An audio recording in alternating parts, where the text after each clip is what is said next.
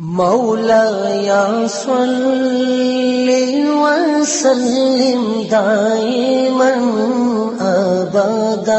بھڑکتی ہوئی آگ میں داخل ہونے سے قبل حضرت خلیل اللہ کے چہرے کے تیور دیدنی تھے۔ چہرے پہ کوئی گھبراہٹ نہیں تھی کہ مجھے آگ میں ڈال دیا جائے گا اور میں جل کے راکھ ہو جاؤں گا۔ وہ اس نشہ محبت میں تھے کہ یہ جو کچھ ہو رہا ہے میرے رب کے نام پہ ہو رہا ہے، تو اگر آگ میرے وجود کو راکھ بھی بنا دے تو یہ میری سرخودی ہے، یہ میری کامیابی ہے۔ اور وہ مسکراتے ہوئے آگ کی طرف بڑھے۔ حضرت جبریل امین حاضر خدمت ہو کے عرض گزار ہوئے، اگر آپ کہیں تو میں اللہ کی بارگاہ میں عرض کروں کہ اس آزمائش کو ٹال دیا جائے۔ تو فرمایا کہ میں تو آپ سے نہیں کہوں گا۔ تو کہا آپ اللہ کی بارگاہ میں خود عرض کر لیجئے۔ تو کہا کہ ان کفار کے دل میں کس نے یہ خیال ڈالا؟ کہا رب جلیل نے۔ کہا اگر جلیل کی یہ مرضی ہے تو خلیل کی بھی یہی مرضی ہے۔ جے سونا میرے دکھ وچ راضی تے میں سکھ نو چلے ڈاواں۔ اگر وہ اس پہ راضی ہے کہ میں آگ میں جلوں تو میں 100 جان سے قربان ہونے کے لیے تیار ہوں۔ پھر بھڑکتے ہوئے شعلے اور آگ کا وہ روشن الاؤ کہ اگر کوئی پرندہ بھی اڑ کے گزرے تو وہ بھی جل بھن کے کباب بن کے گر پڑتا۔ بے خطر کود پڑا آتش نمرود میں عشق، عقل ہے محو تماشائے لبے بام ابھی۔ بنیرے پہ کھڑی عقل سوچتی رہ گئی لیکن عشق نے چھلانگ بھی لگا دی۔ لیکن پھر جو کامیابی سمیٹی، جو کامرانی ہاتھ میں آئی، عزتوں کا جو تاج پہنایا گیا وہ انہی کا مقصوم تھا۔ اب حضرت سارہ سلام اللہ علیہا سے نکاح ہوا تو اولاد کی نعمت سے مالا مال نہیں کیے گئے۔ یہ ایک آزمائش تھی۔ اولاد تو ماں باپ کے سینے کا قرار ہے، روح کی تسکین ہوتی ہے۔ ان کو دیکھ کے وہ دوبارہ سے جوان ہو رہے ہوتے ہیں۔ ان کی کلفتیں، تکلیفیں اولاد کو دیکھ کر کے مٹ جاتی ہیں۔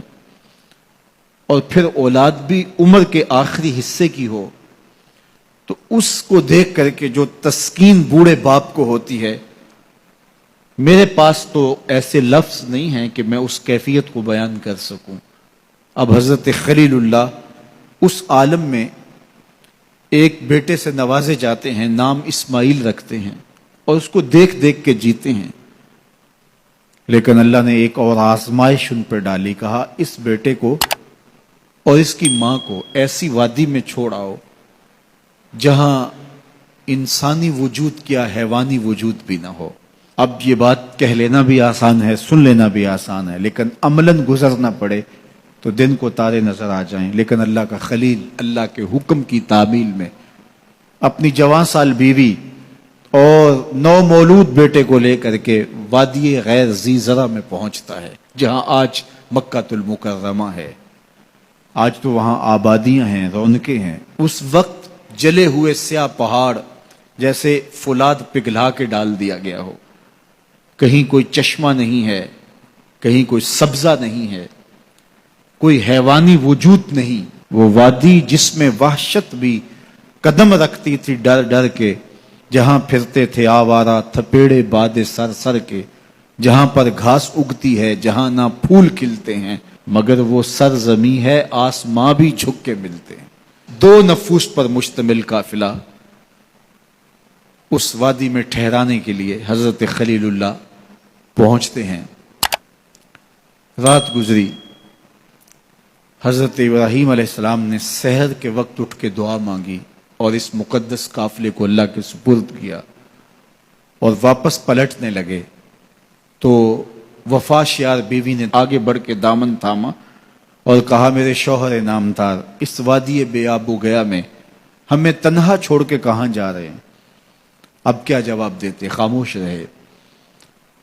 تھوڑی دیر کے بعد پھر قدم اٹھنے لگے تو زوجہ کا ہاتھ بڑھا اور دامن پکڑ لیا۔ اس وادی غیر ذی زرع میں، بے آب و گیا وادی میں، جہاں انسانی وجود کیا حیوانی وجود بھی نہیں پایا جا رہا، اپنے 9 نہال بیٹے کو اور مجھے چھوڑ کے کہاں جا رہے ہیں؟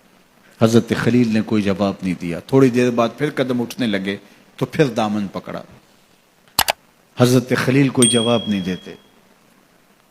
تو حضرت حاجرہ نے پوچھا کیا یہ رب کا حکم تو نہیں؟ قالا نعم، کہا ہاں یہ رب کا حکم ہی ہے. تو حضرت حاجرہ نے ہاتھ چھوڑ دیا، کہا پھر خیر سے جائیے، اگر اس کا حکم ہے تو وہ ہمیں ضائع نہیں ہونے دے گا. نونہال بچہ گود میں ہے، مختصر سا توشہ پاس ہے، شوہر رخصت ہو رہا ہے. اس وادی میں جہاں سوائے سیاہ پتھروں کی اور کچھ دکھائی نہیں دیتا، وہاں اپنے نونہال بیٹے کو اور بیوی کو چھوڑ کے واپس پلٹے. حضرت حاجرہ وہاں رک گئی، تسلیم و رضا کی پیکر بن کے. اللہ کی بندی نے وہیں بستر بچھا لیا، وہیں مصلی رکھ لیا اور اسی خاک پہ سجدے کرنے لگی. اللہ اکبر. توشہ 1-2 دن کے بعد ختم ہو گیا. ماں کی چھاتی سے دودھ بھی خشک ہونے لگا. نونہال دودھ سے تڑپا تو ماں کے کلیجے کو ہاتھ پڑا، بیٹے کے لیے پانی کی تلاش میں نکلی. ایک پتھر کی اوٹ میں فرزند کو لٹایا اور خود جبل صفا پہ گئیں اور اطراف میں دیکھا کہ کہیں کوئی پرندے اڑتے دکھائی دیں اور اس نشان پہ پہنچوں اور کچھ پانی اپنے بیٹے کے لیے لے کر آؤں. لیکن چاروں طرف نظر گھمائی اور دیکھا کہ کہیں کوئی آثار دکھائی نہیں دے رہے. وہاں سے پھر مروہ کی جانب آئیں. راستے میں نشیبی جگہ تھی جہاں اپنے منمونے بیٹے کا چہرہ دکھائی نہیں دے رہا تھا، بھاگ کر کے گزری. پھر کوہ مروہ پہ پہنچتی ہیں اور اطراف میں دیکھا، چاروں طرف نظر گھمائی کہ کہیں کوئی پرندے اڑتے دکھائی دیں اور میں اس نشان پہ پہنچ کے بیٹے کے لیے پانی لے کر آؤں، اس کے کام و دہن میں کچھ قطرے ٹپکاؤں تاکہ زندگی کی حرارت باقی رہے. لیکن وہاں بھی دیکھا کچھ نظر نہیں آیا. صفا پہ دیکھ لیا تھا، مروہ پہ بھی دیکھ لیا. مایوس ہو کے کھڑی ہو جاتی، لیکن ممتا کی بے چینیاں، ممتا کا اضطراب، ممتا کا التہاب، اس کا پیچ و تاب اس کو رکنے نہیں دیتا. ماں پلٹ کے پھر صفا پہ آتی ہے اور نظر گھما کر کے دیکھتی ہے کہ کوئی آثار دکھائی دیں، لیکن کچھ نظر نہیں آتا. تو پھر ماں دوبارہ پلٹ کے مروہ پہ جاتی، نشیبی جگہ سے دوڑ کے ماں گزرتی ہے. آج کا صفا مروہ نہیں تھا جہاں سنگے مرمر لگے اور اے سی چل رہے ہیں. یہ سنگلاخ پہاڑوں کے دامن میں سخت اور صعوبت بڑا سفر تھا، اور ایک خاتون جو پیاس سے نڈھال ہے، بھوک سے بے چین ہے اور بیٹے کا دکھ کلیجے پہ لیے ہے، اور سامنے پتھر کی اوٹ میں اس کے سائے کے اندر تڑپتا ہوا بیٹا اس کی نگاہوں کے سامنے ہے. ماں پھر مروہ پہ پہنچتی ہے، دیکھتی ہے کہ وہاں بھی کوئی آثار نمودار نہیں ہوتے، لیکن بے چینی، بے قراری، التہاب، پیچ و تاب، اضطراب، بے چینیاں ماں کو پھر صفا پہ لے آتی ہیں. صفا سے مروہ، مروہ سے صفا، نشیبی جگہ سے بھاگ کے گزرنا، یہ ماں کی بے قراریاں ہیں.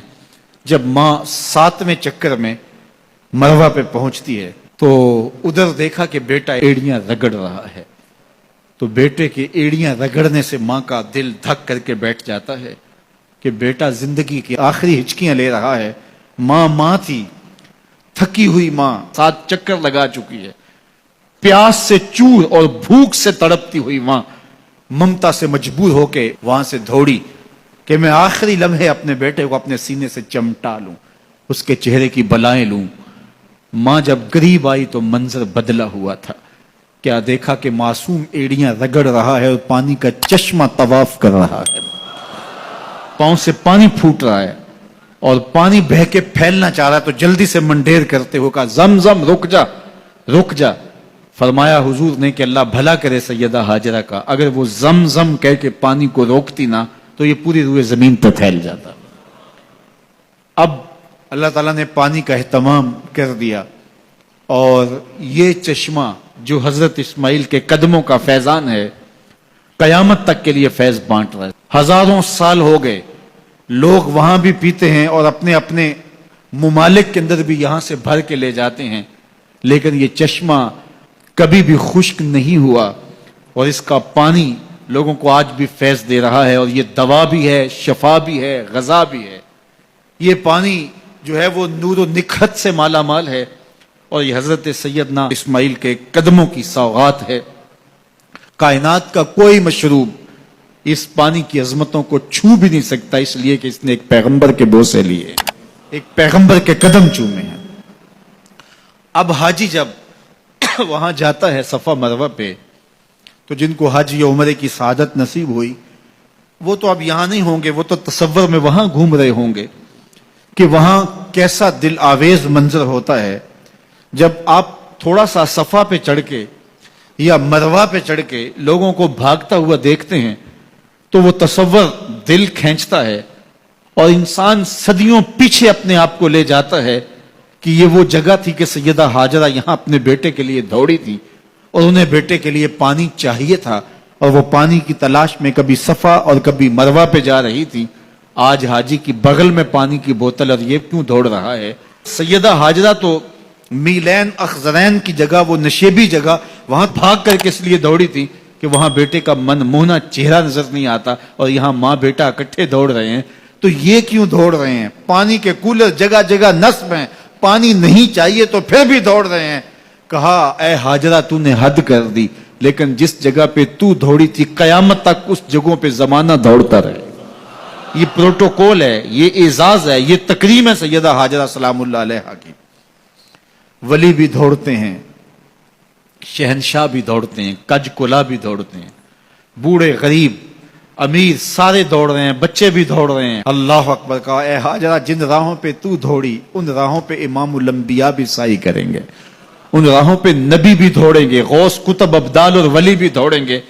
اللہ اکبر، اس دوڑنے کو عبادت بنا دیا گیا۔